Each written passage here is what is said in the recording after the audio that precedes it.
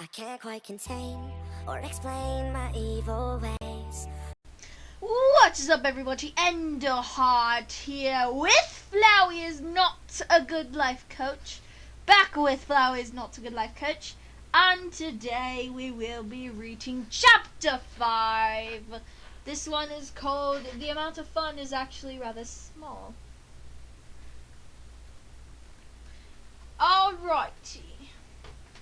Let's get right into it. Papyrus, move my microphone real quick.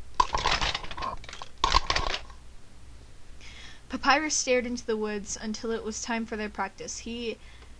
As he ascended to their usual hilltop, which was now getting pretty torn up and ruined, he found Flowey waiting for him, staring up at the cavern ceiling. "Do you ever wonder what real stars look like, Papyrus?" he said, his gaze fixed upward. Papyrus stopped short. He'd been going over what he would say to Flowey all day, and now his thoughts were scattered by one unexpected question. "Sometimes," he said. "My mother and father told me that real stars move," Flowey said. "That they said that the sky turns like a wheel, and all the stars turn with it, but it's too slow to really see." "Oh," Papyrus said. He hadn't known that. He didn't know why Flowey was bringing it up, but it made him a little glad, in an unsteady way, that he was. It felt familiar. It felt like things were going to go back to normal. Flowey turned to look at him. His face was uncharacteristically somber. "They spin in circles above the earth, over and over, always end up back where they started. They never really go anywhere." Flowey wondered what Papyrus's reaction to that fun fact was, but the helm hid the skeleton's expression, and the plate of armor made his body language hard to read. It was wonderful. This was the first time in which Papyrus had successfully joined the guard. It was the first time he'd donned his armor, and Flowey gorged himself on novelty of it.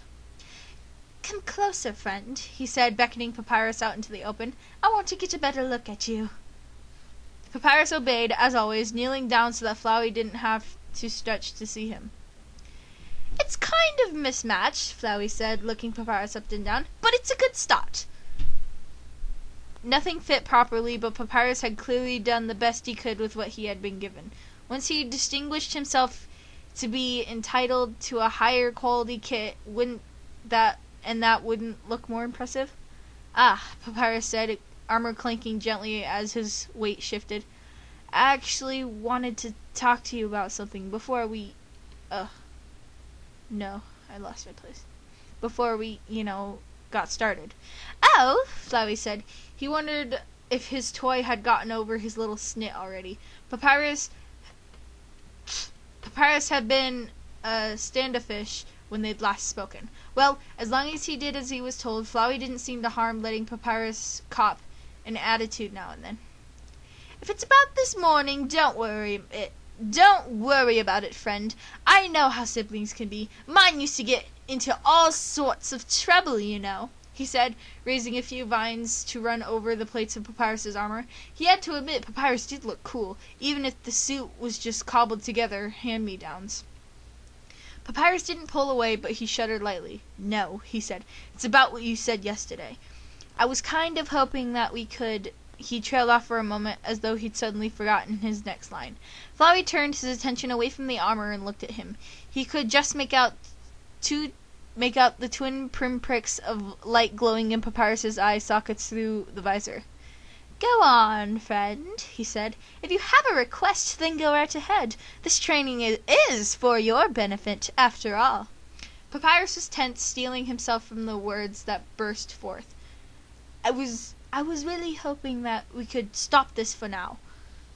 I mean, I'm in the Royal Guard, and that's honestly all I wanted, and I'm very grateful for your help, but I'd very much like to end this because I don't like it at all, and I'm upset and nervous all at the same time, and I'm worried that something is going to go wrong, and it will be all my fault, and—" Papyrus, shush," Flowey said, not without tenderness. He carefully gathered up Papyrus's hands in the vines. "I'm going to go ahead and stop you now, okay?" He gave Papyrus's hands a reassuring squeeze. Papyrus nodded, looking at the ground. He was trembling like a leaf. Flowey smiled. "That was very brave of you to say to me, Papyrus." You mean you're not angry with me?" Papyrus' shaking subsided. Flowey laughed. "Oh, Papyrus, there's no need for me to be angry, is there?" He pulled Papyrus half a step closer. "You're my friend, and I care about you. Does this really make you so unhappy?" Papyrus nodded again. I know you're hurting," he said more confidently. I know you've suffered things you didn't deserve. I can't imagine what it must feel like to be in your position." He looked up, searching Flowey's face for something Flowey was certain he wouldn't find. His eyes glowed, earnest and open. "But you must stop. If you're my friend..." Papyrus gripped the vines around his hands. "I know you can do better. If you try. I'm sure of it." Was he now? Flowey could have laughed himself to death right then and there. Oh, Papyrus, always putting his faith in precisely the wrong people. Flowey was going to remedy that flaw if it killed the both of them. "I'm truly very sorry to hear that you feel that way, Papyrus," Flowey said. "But can I ask you one question?" Papyrus looked him in the face. "Did you think that you were in control?" Flowey's grip tightened as Papyrus jerked back. "I'm glad you're grateful for what I've done for you, Papyrus," he said, stretching farther into the chilly air. "Because you'll have much more to be grateful for before we're done. Which I say, when I say, not you, never you." "Please," Papyrus said, vacantly pulling against the vines, his voice rising higher, ending on hysteria. I don't want to do this anymore. I don't want to do this." "Don't say no to me, friend." Flowey whipped his vines forward, casting Papyrus onto the ground. "On your feet, guardsmen, and ready your magic," he hissed. Papyrus pushed himself upright, moving more laboriously under the weight of the armor. Flowey could make out the outlines of earthial bones forming between them. "Better," Flowey said, preparing his open attack. And remember, Papyrus, for your life." Papyrus had improved a great deal over the past month.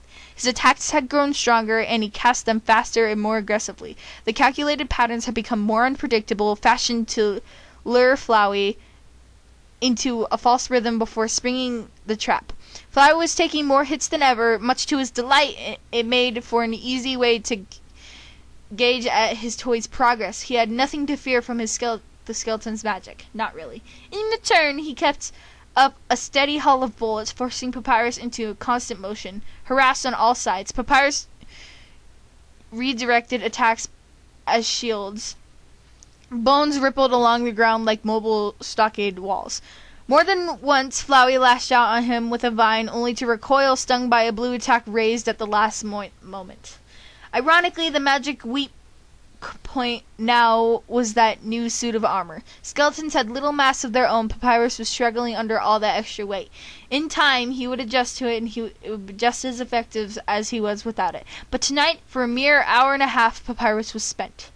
He was on all fours after a glancing blow knocked him off balance. "Get up," Flowey said, wrapping his vines around each other into a heavy flail. He brought it down. On the third save reload, Papyrus managed to roll out of the way in time, avoiding of being crushed. He stumbled onto his feet with a grunt of effort, flinging an attack Flowey's way in the same motion. The arc of bones bit into him, all but a few finding their target. Flowey's leaves hung up in tatters, sap oozed from half a dozen new gashes. He giggled in delight as Papyrus led him into a space between two alternating waves of massive bones that caught and mashed his form like the molars of some great beast. He roared laughter when he felt his main stem hit the ground for the first time. Oh, but this was splendid. And then the waveforms collapsed, Papyrus's magic displacing like frost on a warm window pane. The skeleton bounded over to him, babbling apologies, and skidded to a halt at his side. Flowey felt the warm prickle of a healing spell spreading over the worst of his wounds. "Oh, Papyrus." What? Flowey said. Are you doing, Papyrus? I'm sorry, Papyrus said yet again. I am sorry. I didn't mean to. Flowey reared up, knocking Papyrus back into the muddy, churned snow. Idiot! Why did you stop attacking? Papyrus stared up at him, uncomprehending. You were hurt. You dare? Flowey loomed taller, splitting open half-healed cuts into his haze. Do you really think you are any danger to me, you worm? He bellowed, spittle flecking his lower petals. Attack! Climbing to his feet, Papyrus backed up, hands raised in the gesture pleading submission that never failed to annoy him. Please, he said, you're hurt. You can't ask me to. You would refuse me again? Flowey lashed out and dragged Papyrus closer with the makeshift leash of vines. You're really trying my patience tonight, friend, he said, choking on a fury. You're forgetting your lessons. With a flick of a vine, he tossed Papyrus's helm aside. The skeleton stared up at him, the lights in his eyes constructed in terror. Mindlessly, he clawed at the vines around his neck that were squeezing hard enough to dent the gorget. Please, Papyrus said, stuck repeating that same futile plea for mercy over and over. Please, please. Restraint. That was what Flowey needed to remind himself of when the game ran into difficulties. As cathartic as smashing Papyrus into a shower of dust would be right now, it wouldn't get him any closer to the end game. I think you need a refresher, he said, smoothing his voice into a neutral tone. You need some course correction, Papyrus. Get on your knees. I don't want you to fall and hurt yourself. Confusion jolted Papyrus out of fear, just enough to let him move, obediently sinking to his knees. Give me your arm. Shaking, Papyrus extended his left arm. Flowey slipped one of his vines around Papyrus's neck and twined it around Papyrus's arm from wrist to elbow, sliding along the steel vambrace. He could feel the bones under the thick padding the skeleton wore, softer and more pliant than flesh. Not that it made a whit of a difference. Every hard muscle was a nothing compared to his vines. For a moment, he simply stroked Papyrus's forearm, as though comforting a skittish pet, one that needed more training. Papyrus, he said gently, I'm going to break your arm. Don't struggle. No! Papyrus pulled against Flowey's grip, too exhausted to pull up much of a fight, despite his panic. No, no, no, no! You keep saying no to me, Papyrus. Flowey wrapped the vine tighter, the creak of bones bending under the pressure that was drowned out by Papyrus's blubbering, but he could feel it. Papyrus felt it too, going rigid. No, no, no, he whispered. No, no, please, no, please, no. The final syllable rose into a shriek as Flowey bore down, pushing the slimmer bone past its limit and it snapping in two. Stop saying that word to me, Papyrus. Flowey watched as Papyrus scrabbled at the vine around his arm with his free hand. He couldn't put much strength into it, shaking and bawling like a child. Pathetic. He gave the remaining bone a hard, twisting wrench and felt the crack spiral down the bone's length under his grip. Papyrus screamed. Flowey gave the ruined arm a final squeeze and let go of the both arm and neck. Without support, Papyrus pitched forward, landing badly and howled in renewed pain when his broken arm was jostled by the impact. The skeleton pulled his arm close to his chest, curling into a fetal position on his side, instinctively to shield the injury with the rest of his body. A member of the royal guard wouldn't cry about a broken arm, Flowey said over the whispers and hiccuping sobs. But I won't tell anyone. He let Papyrus cry it out for a few minutes. Maybe this had been a good thing, in the long run. Papyrus clearly had a lot of built-up tension that he was now getting out of his system. Crying was healthy, right? He'd heard that somewhere. Flowey certainly felt better. Now that you're guardsmen, Flowey said, once Papyrus's sobs had grown more muffled. You need a new carrot, right? New goals. I bet you 20 gold that you could replace Undyne in the next 6 months. What do you say? Papyrus hiccuped. I know that sounds like a stretch, but I bet you could do anything you set your mind to, friend, Flowey said. I believe in you, and once you're captain, he went on, reaching out to stroke Papyrus's head with a vine and ignoring the flinch this elicited, You'll be close to King Asgore. Won't that be neat? You just stick with me, Papyrus." He took a moment to appreciate the Talabulu. His favorite toy, damaged and reeling, lying on the snow beside him. Papyrus would come back from this better than ever. What didn't kill him would only make him stronger. "I'm going to make you a hero, Papyrus," he said. "You're going to be